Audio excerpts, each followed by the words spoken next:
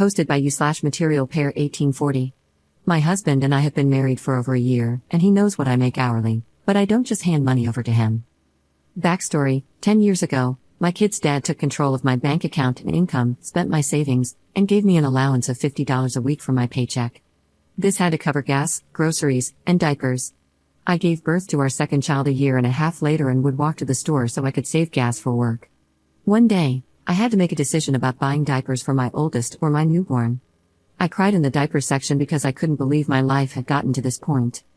I'll never forget the kind person who purchased the diapers for my children and gave me extra money to hide.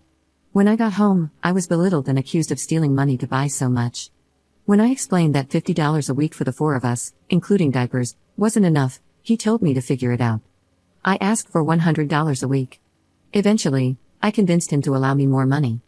3 months later, I left and swore I'd never allow another man to do that again. Present day, 10 years later, my husband was fully aware that I came with about $18,000 in credit card debt. I've successfully paid off almost all of it in full within 2 years. I made this possible by not having my own house, a leech of an ex with 4 kids, or utilities to pay. I'm responsible for groceries for our family of 5, the phone bill for us, and car insurance. I also have my car payment and 1 credit card. My husband pays the utilities and the house payment. Recently, we purchased a new to us camper, and he took a loan on it while putting the money I received from my totaled camper into the bank. He has that, along with his vehicle payment. He says I should be giving him $300 or more a month for savings and to help with the utilities, but I won't. If something happens to him, I can't access that account to pay bills, etc. I don't believe I'm on his account at all. I opened an account 5 months ago and have been placing $250 per paycheck into it for safekeeping. I also have to get school supplies, kids' clothes, and similar expenses. For his daughter, he and his ex-wife split the costs 50-50, but my ex and I are not on those kinds of terms. My husband gets frustrated that my situation isn't like his, but I told him it is what it is. Every pay period, he asks me for money for utilities, and I brush it off or say, if you buy groceries, sure. He says I don't know how to save money and that he should have what's left of my paycheck each week for vacations, going out to dinner, etc. I won't do it. The mere thought of having an allowance again terrifies me. Do I overspend some weeks? Yes, but I no longer use a credit card to buy items. I don't rob Peter to pay Paul like I did in 2020. I budget carefully, right down to using coupons for groceries and calculating my grocery bill before I even enter the store. He says I need to trust him and let him manage all of our money together because his savings account is supposed to be my savings account too. I just can't bring myself to do this unless I have full access to the account as well. I don't see that being an option. Recently, he sold a vehicle and put $16,000 into savings, giving me $1,000 to spend however I wanted. I put $200 in the bank, bought each of my kids an early Christmas gift, at a friend's house so they wouldn't see them, paying $200 per item since they were on sale. I also ordered new glasses, $275, and contacts, $150. When I mentioned wanting a $20 hoodie, he said, I gave you money, did you spend it already? I replied, kind of, though he knew what I had done with it. He then said he wasn't buying the hoodie because I'm irresponsible with money, that he should never have given me the $1,000, and asked for receipts for everything I bought. He already knew I had gone to the eye doctor, how much I paid, and what I spent on the Christmas gifts, especially since I saved more than I spent on them.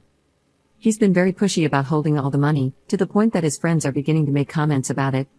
They tell me I need to pay when we go out for drinks, saying I should pull out my debit card and cover the tab. I probably have $10,000 in the bank. I leave the tip, and I don't drink when we go out, aside from water. Occasionally, I'll have a small drink, but I won't risk a DUI. I tip because the bartenders are usually very attentive, always making sure my water is full and that I never go without. So, I take care of them. Am I wrong for not letting my husband have control of all the money? Edit. I want to be clear that the debt I acquired and had when we moved in together was from a past relationship, taking a huge pay cut, and COVID. During COVID, it screwed my income. I hardly worked and was continually looking for work while homeschooling both my kids.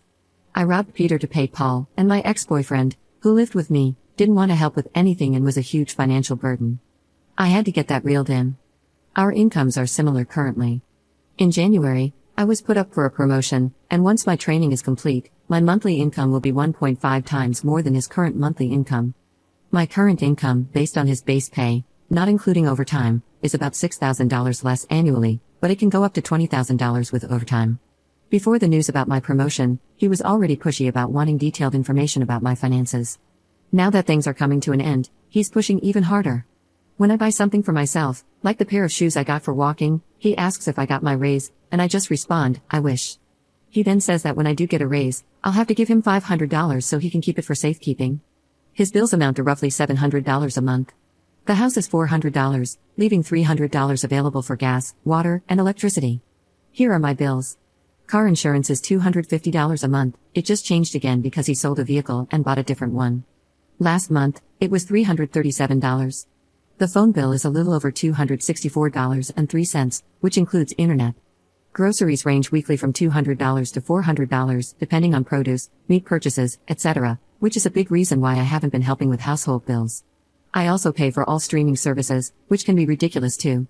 Also, he made a comment about how not allowing him access to my money means I'm hiding what I have so I can plan to leave in the future.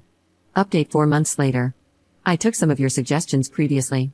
I asked him to go to marriage counseling, but he declined, saying he didn't have any issues in our marriage except for me. I suggested a joint bank account for bills and bills alone while keeping separate accounts for our savings. This argument was pretty much the end of our marriage for me. I opened my own savings account at a different bank than the one I was currently using. I didn't have a debit card, so if I needed to withdraw money, I had to physically go to the bank. I picked up side cleaning jobs for spending money so I wouldn't have to touch either of the accounts I had.